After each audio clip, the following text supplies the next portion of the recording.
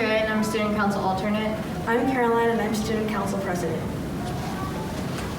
I pledge allegiance to the flag of the United States of America and to the republic for which it stands, one nation, under God, indivisible, with liberty and justice for all. Good morning. My name is Mr. Ruiz, and it is my honor and privilege to serve the children of St. Mary's School as their principal. I'm here in the gym where we normally hold our Veterans Day program, but as you can see behind me, we've converted our gym into a classroom out of necessity. For the last 14 years, we've honored our veterans here in this gym. They've been greeted with a standing ovation year after year. This year, we're unable to honor them in person, but we would not let the circumstances prevent us from honoring our veterans and active duty servicemen and women. We think it's important to honor these folks in a very special way here at St. Mary's. Our program is also an educational experience for our students. They need to know about the sacrifices that so many people have made in order to protect the freedom that we all enjoy. We have a lot of creative people around here at St. Mary's, and they've put together a very nice program. I hope you enjoy it, and thank you for your service to our country. God bless.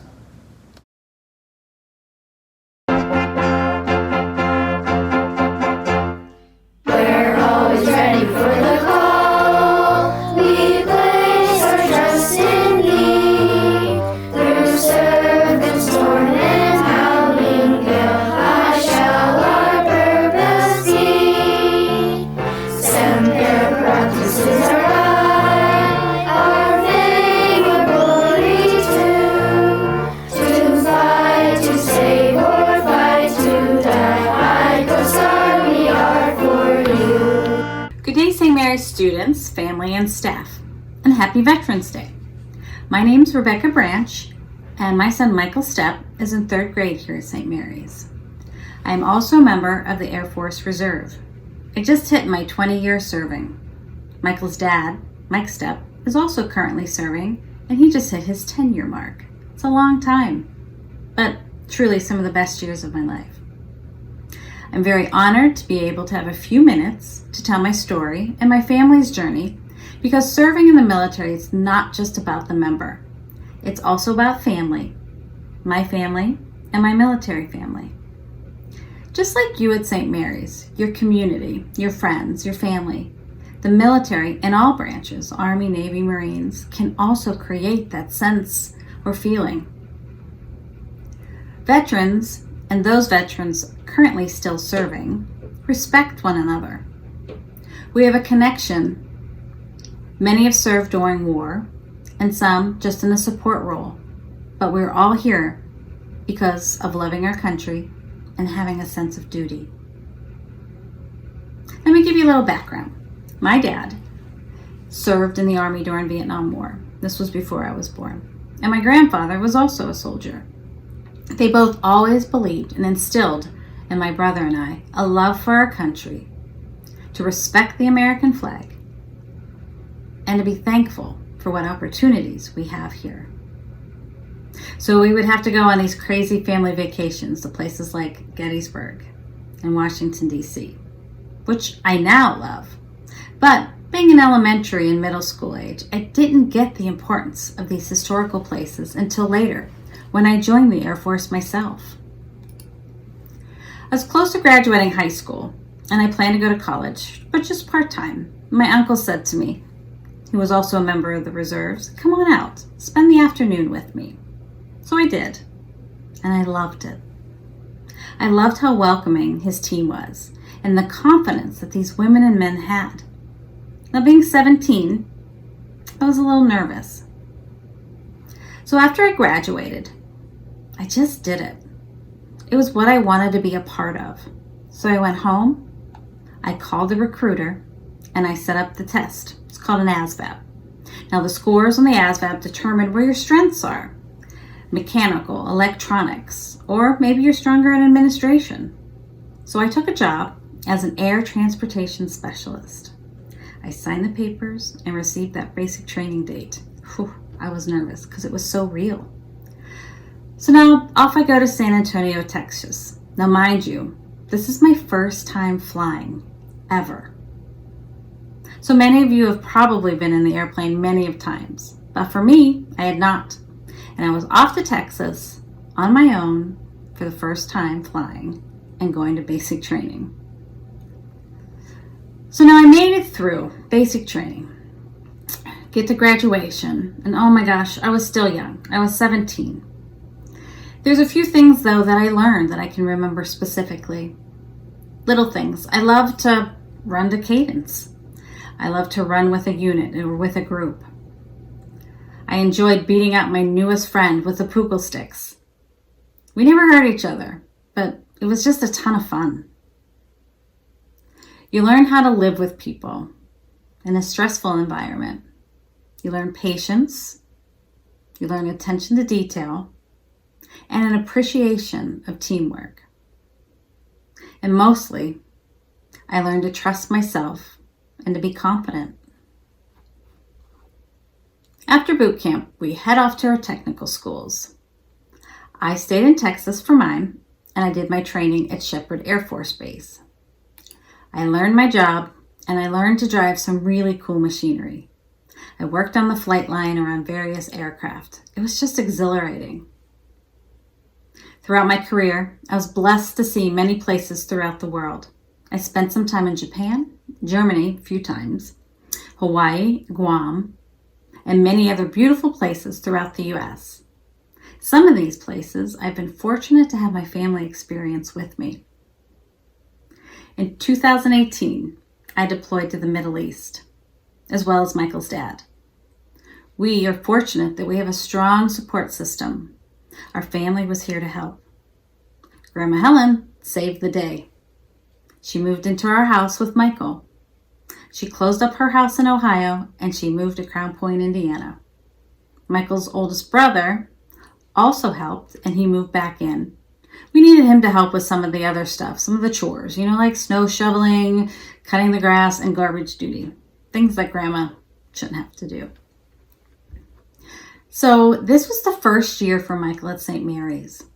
He started first grade, and his dad and I were not here for his big day. But we knew he'd be in good hands here at St. Mary's. We missed birthdays, family vacations, but really it was a small sacrifice for our family. But with family, our military family checking in, and the friends here in Crown Point, we worried less, and we were able to concentrate on the rest of the deployment and do our jobs safely. The Middle East, and Kuwait especially, was an experience that I and Michael's dad will always remember. There were sandstorms. It was cold when we first got there. It rained. And then we had heat. Did I say heat? There was a lot of heat. We were able to surprise Michael when we returned, and it was such a great feeling to be home. Over the years, the military has changed. When I joined as a woman, I was only permitted to join a transportation unit. I could not be assigned to a mobility unit. These folks did the same job. But over time, things changed, and women were permitted to be in a combat role. So I did. I joined. I was one of only 3 women in a combat unit. Same job. But I had to work a little harder and a little smarter for a bit. Things have really evolved since then. Women can do anything now in the military. Today, I have a woman as my commander. In fact, my last 3 commanders have been women. I'm a Master Sergeant, which is an E7, with promotion opportunity that I intend to take advantage of. I've used the military education benefits, and I finished my degree some years ago. And my daughter, who's at Kent State, is also able to use these benefits. We are truly one nation under God. Thank you for listening to my story.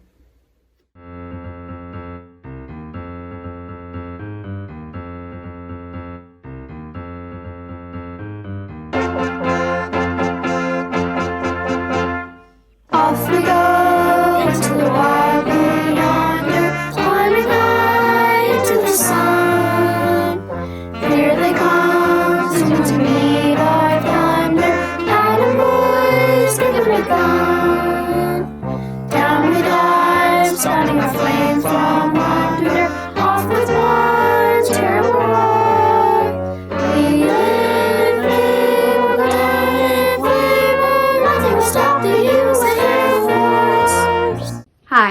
name is Andrea Munoz, and I am Student Council Alternate.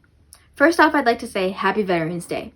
Since I can remember, the military has always been a part of mine and my siblings' life. My parents have sent me to a military camp since I was 9, and my grandfather has always told me stories about him and the rest of my family who have served in the military. My great-grandpa served in the Marines along with my uncles Cornell and Danny, while my grandfather served in the Army. My great-uncle Danny and my grandfather have always made sure I appreciate what our veterans have done for us and the sacrifices they have made for our country. Like my great-uncle Cornell, who sadly I never got to meet. He died in the Vietnam War. After he was shot in his left leg, he was taken to the hospital where he died after it was bombed. He, like many others, died as heroes.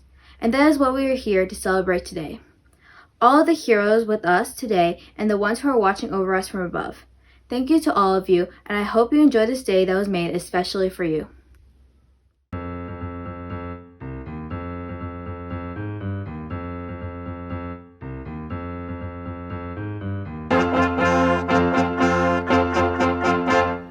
Anchors away, my boys, anchors away. Farewell to college joys, we sail at break of day. Through endless night and shore, dream to the fall. Until we meet once more, here's wishing you a happy voyage home. I'm Natalie Haber-Barker, President of the American Legion Auxiliary, Post 238 in Roselawn. I am happy to be part of this virtual Veterans Day program. While I will miss celebrating with all of you in person, I am happy that we can bring this to you in these unprecedented times. The American Legion family is dedicated to helping and honoring veterans. And happily, in 2019, the American Legion and the American Legion Auxiliary celebrated 100 years in existence of helping, honoring, and fighting for veterans. The American Legion was founded in 1918 in Paris, France, in World War I. Military personnel that were stationed there were dedicated to the 4 pillars of service and advocacy: veterans, military personnel, youth, and patriotic values. Currently, the Legionnaires' membership is 2 million people. The Legion family is estimated around 3 million people. We remember how occasions like this started. On the 11th hour of the 11th day of the 11th month, the guns stopped. November 11th, 1918. It was a moment to be celebrated as the largest and deadliest war up until that time came to a merciful end. We still celebrate that moment, only today we call it Veterans Day. War is never anything to celebrate, but peace is. The peace in between these horrific wars is brought to us mainly because of our veterans. Veterans Day is about you. While many veterans are humble, there is no such thing as insignificant military service. We at the American Legion understand that it isn't just the sacrifice and service that is important, but the willingness to offer your life in the defense of this nation that sets veterans apart. The American Legion is dedicated to remembering the legacy of all veterans because what these men and women have done for us matters to America. I'd like to leave you with a final poem to all of you. Dear veterans, those of us who have not served will never fully understand the sacrifices you've made, both in times of peace and war. We will never fully understand what you were required to do or how you were able to do it. We will never fully understand the depth of your scars. But what we can offer you is this. We see you. We recognize your humanity, and we send you love that is gentle, patient, and healing. With blessings and gratitude, we ask that you remember you are loved. Thank you. God bless you, and thank you all for your service.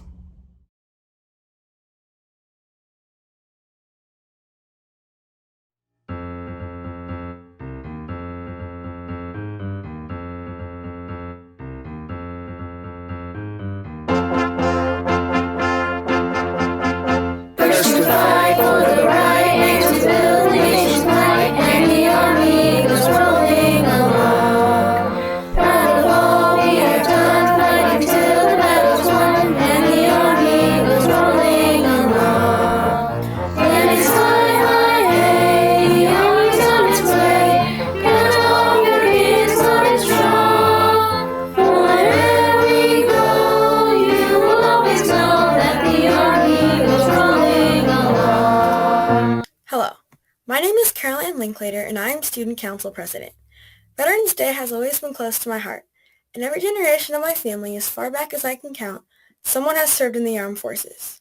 My great-grandpa served in World War II, and both of my grandpas served in Vietnam, while one of them was awarded the Purple Heart. Our freedom is something we should never take for granted, and our veterans have fought, and many have given their lives to ensure our freedom. I sincerely thank you for your service and sacrifice, and I am grateful to all those who have and will serve in the armed forces.